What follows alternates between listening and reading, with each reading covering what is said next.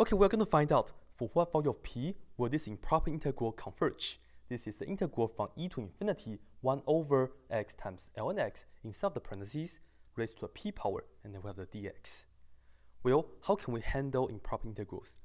2 steps: know our integration and then believe in our limit. That's all. So let's just forget about this integral as being improper. Let's just integrate that first. So we actually need to use a u substitution. Let u equals to ln x, and then we will differentiate both sides. We get du equals to 1 over x dx. And I like to solve for dx, so I will multiply both sides by x.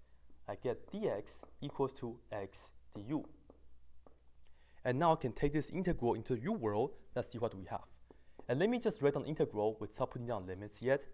And we have 1 over x times the ln x. It's what we set it to be u.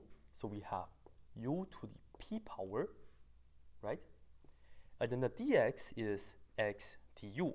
So we multiply by x du like that. And now, let's fill in the limits of integration.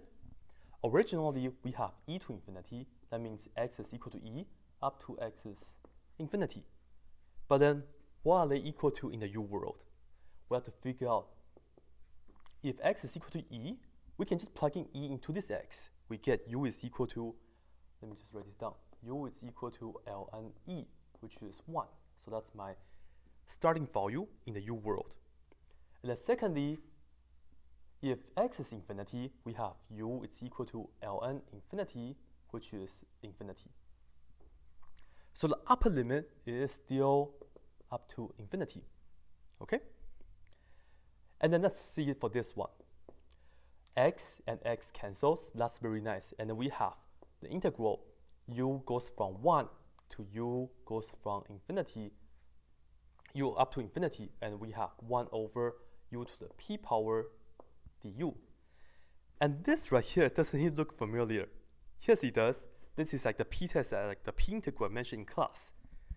We know this right away. Oh, by the way, let me just erase the p, like make it look more like a p. We know this right away. This integral converges if what? Remember, this is not question 57. Question 57 was from 0 to 1, but this is from 1 to infinity. So this is exactly the theorem in the book. This converges if p is greater than 1. Okay, you want the power to be big, okay, when you are going from 1 to infinity. And this integral diverges if p is less than or equal to 1. That's it.